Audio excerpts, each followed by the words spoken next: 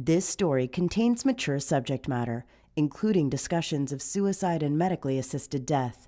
Viewer discretion is advised.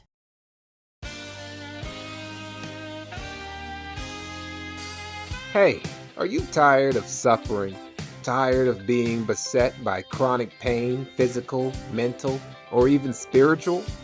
Tired of being unable to finally find peace from the agonies of living in a dignified way that doesn't leave you dangling from a ceiling fan, popping one too many pills in a bathtub, or with your brain splattered across the wall or smashed against the concrete? Well, the Canadian healthcare system has an answer for you, and that's MAID, Medical Assistance in Dying, the revolutionary solution for Canadians who just can't bear life anymore. But I'm not suffering from a terminal incurable condition. No problem. MAID doesn't discriminate. It doesn't matter whether you're suffering from a terminal illness or you're just someone who had a really shitty day and listens to a lot of logic. It's your constitutional right as a Canadian to be able to get that final jab of love. Sweet, compassionate, state-sanctioned love. And our team of highly trained and empathetic medical professionals will guide you through every step on your journey to ease the strain on the Canadian welfare state. Ease your anguish. Don't just take my word for it. Here's a heartfelt story from a satisfied MAID recipient. Look at that. Not a single complaint. So if you are ready to take control of your destiny, call the number on the screen or visit www.dyingwithdignity.ca so that you can begin the first and final journey to permanent peace.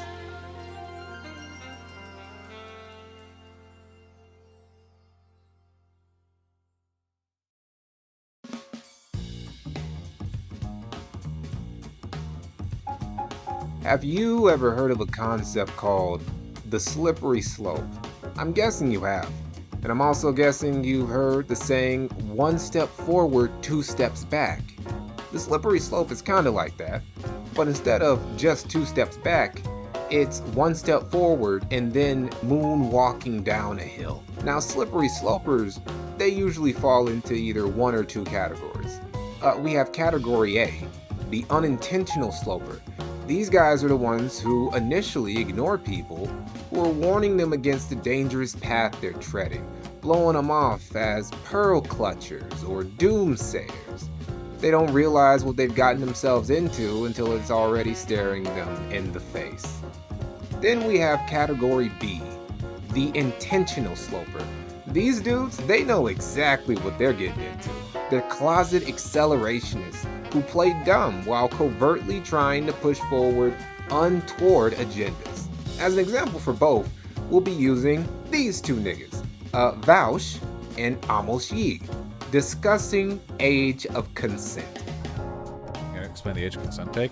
Yeah, I said that my thought at the time was that you could justify having an age of consent of like 16 or whatever. The idea for that being that since economic exploitation is a huge metric for abusing children, if that was no longer a concern or a metric by which you could abuse people, it wouldn't be as much of an issue. I actually want to raise the age of consent now. I think it's actually, because I think it's not primarily economic stuff. I think it's actually social stuff. Do you think that that kind of relationship should not happen? That just because the child was below 18, that relationship that was perfectly harmless should be considered child rape? No! That's absolutely ridiculous. Nobody was harmed. Amos Yee is a prime example of a category B, an intentional sloper who wants the age of consent lowered for nefarious purposes. Examples of said nefarious purposes were found and got him arrested. As for Vaush, he's a category A, an unintentional sloper. There was no real evil intent behind his words before. He's just kinda retarded. Now, in the history of slippery slopes, there's rarely been a slope so obviously steep and slippery as Bill C-7. What is Bill C-7? Well, back in 2015, the Canadian Supreme Court ruled that laws against assisted suicide were unconstitutional.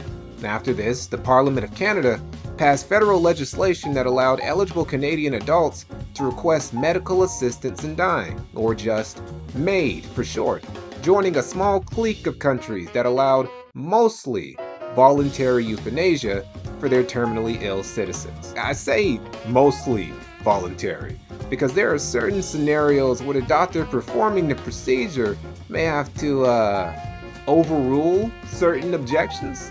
For example, let's say you're a patient with dementia who, after several steps with medical consultants, finally were able to get yourself signed up to get euthanized. But when it came time for you to take your dosage, your condition momentarily kicks in, or it wears off, and you start to resist. Well, your doctor, who definitely knows better than you about whether you want to keep living or not, can override your bout of unconsensuality and have you pinned down and then forcefully deliver the jab of love into your veins like you're on death fucking row. I know what you're thinking. Mikey, how could you even come up with a scenario like that? Well, I did. This literally happened in the Netherlands under the oversight of a female Dutch doctor whose identity was never revealed but was investigated for possible malpractice. Cause she might have actually executed a nigga. But hey, it's just a one-off story. Happens here and there, but it's nothing to really worry about. Right? Canada definitely wasn't stressing about it because in 2020, Bill C-7 was introduced. It was legislation that would make MAID a legal and free option for not just terminally ill Canadians, but for any Canadian 18 and older who were suffering from a serious illness or disability that was incurable or incapable of being treated satisfactorily. When you word it like that, it really doesn't sound that bad. I mean, if someone's in constant agonizing pain with no real relief, why shouldn't they be allowed to just die with dignity? With MAID, there's no mess and no potential trauma for whichever of your friends or family walk into your garage or your apartment and find what's left of you. Lots of Canadians agreed with this. Well, most of them. There were critics, the harshest of whom actually didn't come from the Canadian right wing, but from progressive disability groups in the country. Their beef with Bill C-7 being that it was actually ableist as fuck. That the law was just a way for the government to subtly wink wink and nudge nudge disabled Canadians who didn't have terminal conditions to seek MAID rather than further treatment and assistance, because that burdened Canada's welfare system. Essentially, that it was the Great White North's first unconscious step toward eugenics. Pain clinics, psychiatry, rheumatology, neurology, they all take longer than 90 days to initiate a meeting, educate, decide on therapies, and find symptom resolution. Death wishes are often transient, and they peak at 3 months, and they wane by 24 months in patients with chronic illness. We should not be facilitating suicide through MAID when offering resources would have let these people go on to enjoy a good life. Naturally, the Liberal government of Canada, known for tentatively addressing the concerns of progressive groups and their causes, took these complaints and threw them in the fucking trash because Bill C-7 was amended as early as March 2021. Isn't it crazy how this issue, the pro-euthanasia law issue, is the one time where the Canadian government decided to brush a progressive minority group's concerns aside. But hey, all in all, Bill C-7 sounded like a pretty reasonable idea to the average Canadian. But aren't they always? Ain't that always the case for every slippery slope to start off with a pretty reasonable premise? I mean, that's how they get you. Like boiling a frog in a pot. You just set the heat up slightly so it feels nice and warm, kinda like a sauna or a spa, and then you start to gradually crank up the heat. Well, in the end, those anti-Bill C-7 activists would be closer to the mark than they thought, because the Canadian government didn't even bother cranking up the heat gradually. Nah, they cranked that bitch to boil as soon as they turned on the stove. In about 2.5 years, not only would a lot of the concerns of the activists prove valid, shit would actually get way worse than they, or anyone else in Canada, thought it would.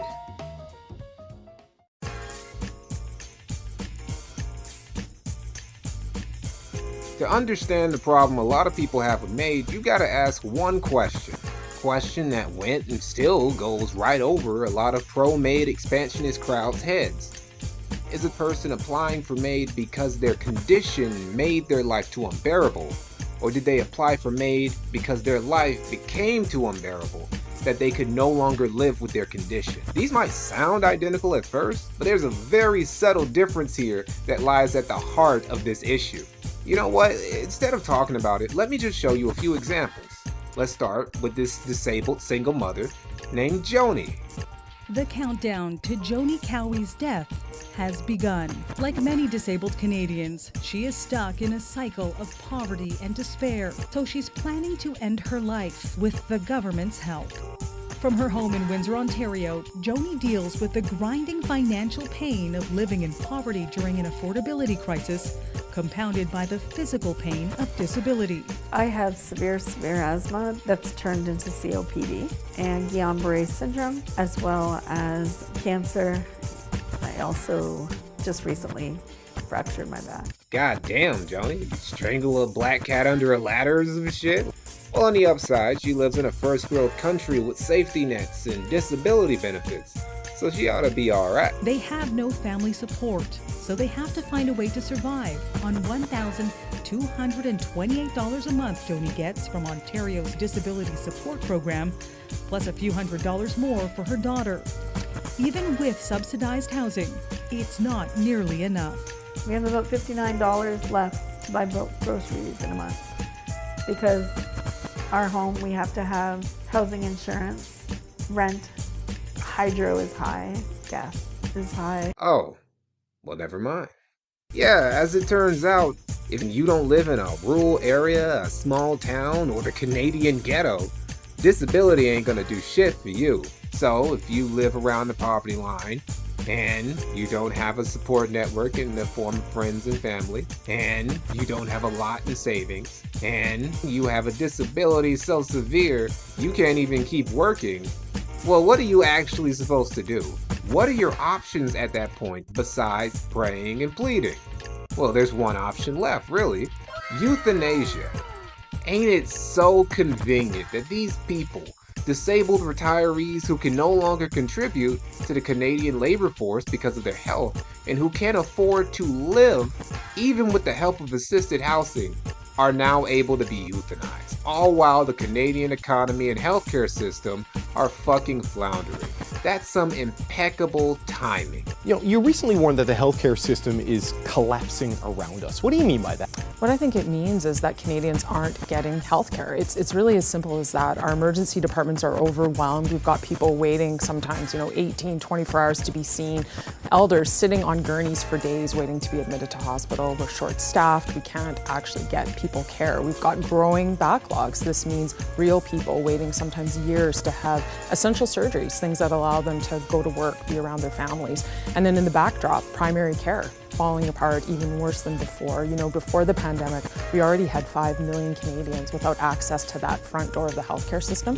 That's getting worse by the day. We're seeing more and more people raising the alarm that they can't carry on, they're leaving their family practice. So I think when the healthcare system's really no longer able to provide care to patients in a timely way, that to me means it's starting to collapse. Yeah, it seems like the ghost of COVID is still living on in Canada. I bet you thought the worst long-term damage done by COVID was health-related. No, it was actually how it broke economies all across the globe. Corona-chan had Canada so fucked up she could barely afford to pay her veterans. Actually, while we're on the subject of veterans, when a Canadian veteran picked up the phone and called Veterans Affairs Canada to get treatment for his combat-related PTSD and a traumatic brain injury, he expected help getting better and getting his life back. Instead, he got an unexpected and unwanted offer to help him end it through medically assisted death. I would have to listen to voices in my own head would tell me things like, turn your motorcycle in front of that 18-wheeler. What are you doing here? You're no good anymore. Reinforcing that with an offer of MAID can really be a recipe for disaster for somebody who may already be suffering ideation or suicidal thought. not a good look for the Great White North. But hey, these things happen every once in a while. It's not like it's a recurring problem. We were told last week, it sounded like we were told there was one incident, but there was very careful wording that was used there. And we later found out during the course of the meeting that there was, in fact, at least two veterans this has happened with. Can you tell us a little bit more how that conversation played out? Somehow in that conversation, he was told, we've done it before and we can do it for you. And the one that we've done it for and has completed MAID, we are now supporting his wife and 2 children. First he asked, why are you asking me this? I'm in a good place right now. He expressed that to me that things were sunshine and roses prior to this phone call. He was feeling good about life. Post phone call, he left the country. Okay, so maybe it wasn't just once. Maybe it was twice or even 3 times. But that doesn't mean it is coming from retired Corporal and Paralympian Christian Gauthier. Yesterday, she testified that the Department of Veteran Affairs offered her in writing the opportunity for a medically assisted death, even, she said, offering to provide the equipment. I have a letter saying that if you are so desperate, madam, we can offer you MAID, medical assistance in dying. I started getting really sick at this veteran shit for 2 reasons.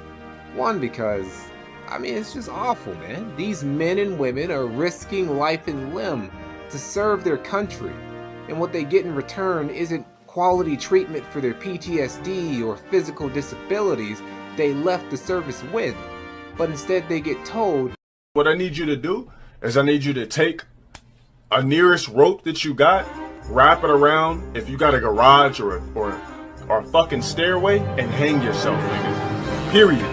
Why are you alive?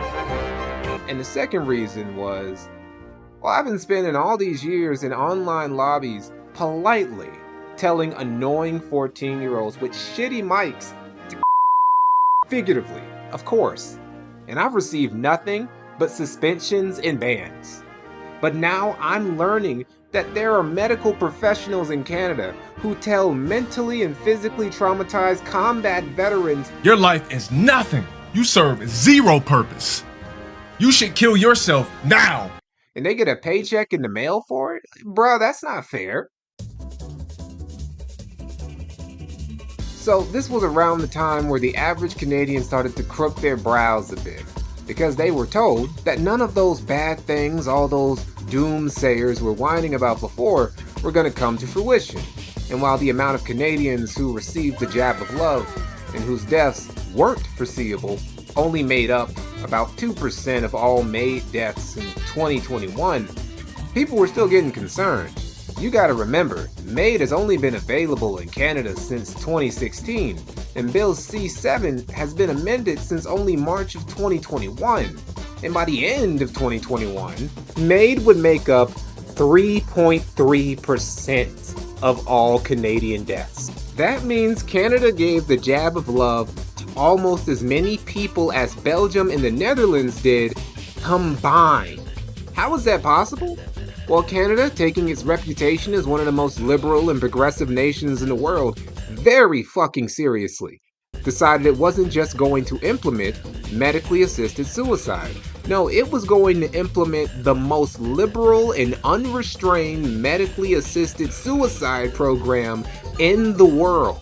In Europe, a patient must try treatments that are recommended. Yes, between 50 to 70% of the cases are rejected because overwhelmingly the main reason is there are other alternatives. The Canadian situation is, even at the purely legal level, legislative level, it's much more permissive than either the Netherlands or Belgium. So Canada would be the most liberal in the world in allowing medically assisted death from mental disorders. Oh, without a doubt. No questions asked. And this was starting to get Canadians unsettled that the slope turned out to be as slippery as they had been warned. In spite of this, the Canadian government continued the push for MAID expansion, this time to mature minors, to the bewilderment of activists in the country. But the thing that really started getting people unsettled was when the Canadian government pushed for a further expansion of MAID that would make it eligible to anyone whose only problem was a mental illness. At this point, the eugenics allegations got so strong that this expansion had to be paused and left in legislative limbo until 2024. It is clear that more time is needed to get this right, which brings us to today's Bill C-39. The proposed one-year expansion is necessary to ensure that we move forward on this sensitive and complex issue in a prudent and measured way. Still, it was getting so crazy that even American news networks were starting to interview Canadian activists about it. This is talking about mature minors, okay? You can't get a tattoo until you're 18. You can't join the military, you can't vote, you can't own guns. You can't do a series of impactful decisions. You can't make those. And those are, not even immediately life-altering, but you might be able to end your own life medically. Does this make any sense? No, it doesn't make any sense unless your worldview is such that autonomy is the most important thing, and that's the only thing you're fixated on. He's not wrong. These pro-MAID expansionists, they seem to almost have an autonomy fetish. The Minister of Justice and Attorney General of Canada, David Lametti especially, is really big on making sure patients have as much autonomy over ending their lives as possible. Like, he just assumes the average Canadian is motivated, determined, resilient, confident, mentally untouchable. And that their financial situation, their relationships, their health, their living conditions, their access to palliative care, all these external forces that tug at people's minds on a daily basis, none of them might put someone in a mental state they otherwise wouldn't find themselves in. And that's the people without serious mental illness. For certain people with mental illness, the occasional bout of suicidal ideation is just an inevitability they have to learn to cope with. Lametti and a lot of other pro-MAID expansionists come off as almost kinda arrogant in how certain they are that psychiatrists and doctors can effectively and 100% accurately evaluate whether a person is truly suicidal or not. Mental illness is no different than any other medical illness. I believe that doctors are quite capable of assessing people with psychiatric illness and coming to the same conclusions that they have for people who have cancer or lung disease or a neurological disorder. The doctors say they can tell the difference between someone who's suicidal and someone who's actually making a rational decision. Do you think they can?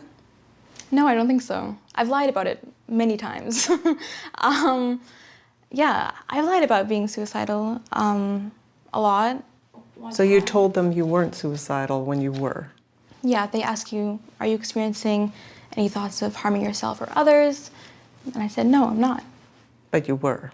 Yes. Let me catch myself. I gotta remind myself that MAID is not the same thing as suicide. I know, because Minister Lametti has informed me of such. It's clear that if you're thinking about suicide, that this is not a reason to get medically assisted medical assistance in dying. I want to reassure Canadians that if you're thinking about suicide, you should get help. But the MAID regime is not there for that. See, completely different. Stop fear-mongering and just trust that... How is this not the state just enabling a suicide? Well, it is a species of suicide, and suicide in and of itself is not against the law. Okay, so maybe not completely different. Do I actually believe the Canadian government is pushing a soft eugenics program in an effort to get rid of unproductive citizens and lighten the burden on the economy and healthcare system? Maybe a little bit. In general, I think this is mainly a case of bad results being born from earnestly good intentions. Minister Lametti means well. He's kind of autistic in how he treats assisted suicide like it's just another medical procedure to be dealt out to those who ask for it and not, a voluntary death sentence. Despite all this spiel, this isn't an anti-MAID on principle video. I think voluntary euthanasia has its place. MAID doesn't need to go away completely, just, do you need to give the jab of love to people with peanut allergies too? Just saying.